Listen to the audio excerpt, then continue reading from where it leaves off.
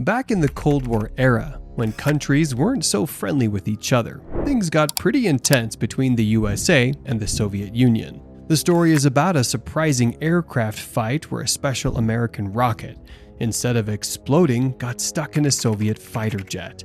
But that's not all. This stuck rocket took a wild ride all the way to the Soviets. The incident involving the unexploded AIM-9 Sidewinder missile embedded in a MiG-17 occurred during the heightened tensions of the Second Taiwan Strait crisis. The Second Taiwan Strait crisis erupted in August 1958, a period of heightened military tension between the People's Republic of China, PRC, and the Republic of China, or ROC, also known as Taiwan. The conflict centered around the control of the strategically significant offshore islands located near the coast of mainland China, but controlled by Taiwan. On August 24th and 25th, 1958, Chinese Communists and Chinese Nationalist forces clashed in the vicinity of Dongding Island, which the Nationalist troops controlled. The action was seen as an attempt by the Communists to land on the island.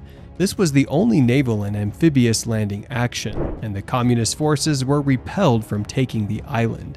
The action has also been seen as an attempt to draw nationalist forces away from other areas. The Chinese Communists attempted to land on the small island of Tungting. The first attack involved the 4 Chinese Communist gunboats and 6 small landing craft, while the second involved the 5 Chinese Communist gunboats and 30 motorized junks. According to the GRC Ministry of National Defense, several enemy ships were sunk, and the attack was driven off by 7 Chinese nationalist patrol craft. The GRC lost 1 LSM, or landing craft mechanized, and had 1 LST landing ship tank damaged. Before September 3rd, when they were advised of U.S. escort plans, the nationalists made 5 attempts to land an LST with troop replacements and several ships. These efforts were turned back by Chinese Communist PT boats and artillery fire. The PRC initiated the crisis by shelling these islands, aimed to test the resolve of the United States and ROC in their mutual defense arrangements. The ROC, under the leadership of Chiang Kai-shek, responded by reinforcing its garrisons on these islands and intensifying air patrols to counter the PRC's aggressive actions. The United States, determined to prevent the spread of communism and support its ally Taiwan, played a crucial role in the conflict. American military aid to Taiwan included advanced aircraft and weapons systems. Among these were the F-86 Sabre jets, which were later equipped with the AIM-9B Sidewinder missiles, a cutting-edge air-to-air missile developed by the U.S. Navy. The AIM-9 Sidewinder was a product of the U.S. Naval Ordinance Test Station at China Lake, California. The missile's development began in the late 1940s to create simple, reliable, and effective infrared-guided missiles. By the mid-1950s, the AIM-9B variant had entered service. The missile featured an infrared seeker, a solid-fuel rocket motor, and a warhead designed to fragment upon detonation, increasing the likelihood of destroying its target. Its simplicity and effectiveness quickly made it a staple in Western air forces. From 1954 to 57, the Communist Army took control of several islands from the Nationalist Party. The Nationalist Air Force, with U.S. help, responded by sending spy planes and secret agents into mainland China. However, many of these missions were shot down, nearly a dozen in the 1950s alone. The resulting Third Taiwan Strait crisis culminated in a series of at least 13 massive air combats fought over the Straits of Taiwan between late July and late September 1958. According to official releases from both sides, the ROCAF claimed to have shot down 31 or 32 aircraft wearing the red stars, while losing 3 of their own. In turn, the PLAAF claimed to have shot down 14 Taiwanese jets while losing 5 of their own. The Chinese Communists considered the escorts a violation of the territorial waters of the People's Republic of China. On September 19th, the Soviet premier sent a letter warning that the American actions threatened world war, claiming that the Soviet Union would be forced to honor its commitments to the territorial integrity of Communist China.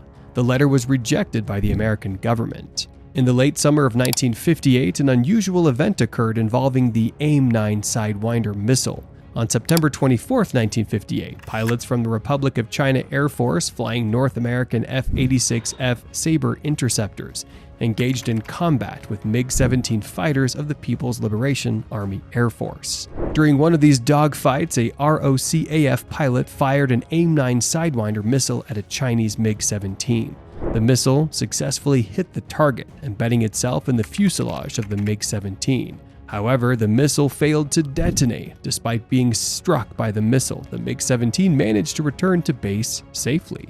Once on the ground, the PLAAF carefully extracted the unexploded missile from the MiG-17's fuselage. Recognizing the technological value of this unexpected acquisition, the Chinese promptly sent the missile to the Soviet Union. The Soviets were eager to study advanced American technology. In the USSR, engineers meticulously disassembled and reverse-engineered the Sidewinder missile. The Soviet Union reverse engineering of the Sidewinder missile led to the development of their own version, the Vympel K-13. NATO reporting name was AA-2 Atoll, which entered service in 1961. This effectively allowed the Soviets and their allies in the Warsaw Pact to gain the technological edge they previously lacked. The AA-2 Atoll closely resembled the AIM-9 Sidewinder and became the primary weapon for the MiG-21 fighter jet, significantly enhancing its combat capabilities. This incident played a crucial role in narrowing the technological gap between the East and the West during the Cold War.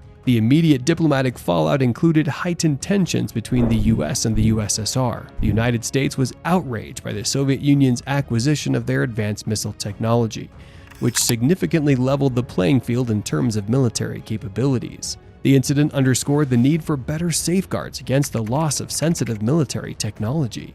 It prompted improvements in the design and handling of military equipment to prevent similar occurrences. Additionally, it spurred enhancement in intelligence operations to monitor and encounter technological espionage efforts by adversaries. The fallout from the Sidewinder incident exacerbated Cold War tensions, contributing to an atmosphere of mistrust and competition between the superpowers.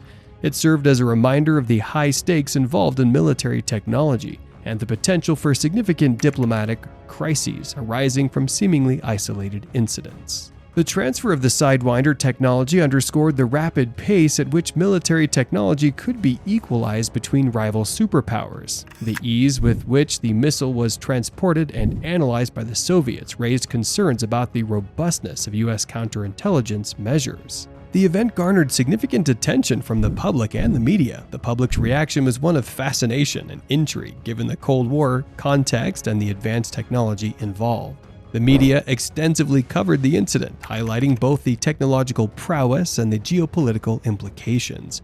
Western media emphasized the integrity of the Sidewinder missile, which was seen as a testament to American technological superiority. The successful engagement of the MiG-17 by a Taiwanese F-86 Sabre using the Sidewinder was portrayed as a significant achievement for the US and its allies. Additionally, rumors and speculation about the reverse engineering of the missile by the Soviets added to the intrigue, with many curious about the implications for future aerial combat and missile technology. And that's the wild story of the unexploded Sidewinder missile. It gave the Soviets a surprise package and the US some bragging rights. This crazy Cold War caper became a legend, a reminder that even during tense times, things can get a little strange. What other strange Cold War stories do you know? Let us know in the comments below. And if you enjoyed the video, give it a thumbs up and subscribe to the channel for more.